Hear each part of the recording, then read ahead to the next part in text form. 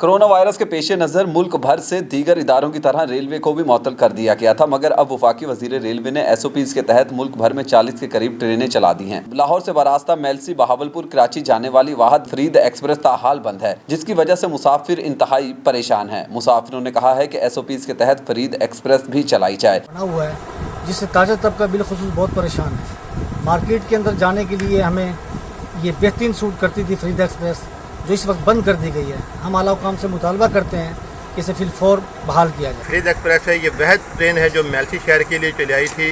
तो ये मेलसी में आए तो कराची हम जाया करते थे इसी के ऊपर, और लाहौर भी जाया करते हैं। अब ये है कि हम ना लाहौर जा सकते हैं ना कराची जा सकते हैं, हमें बहुत परेशानी हो रही है। हमारी वज़ीर आला पंजाब से गुजारिश है कि फरीद एक्सप्रेस चलाई जाए। हमारे जो रिश्तेदार वगैरह हैं कराची वाली साइड पे या इधर उधर रहते हैं, तो हमें बसों पे जाना पड़ता है, हमें बहुत ज़्यादा किराया पे करना पड़ता है।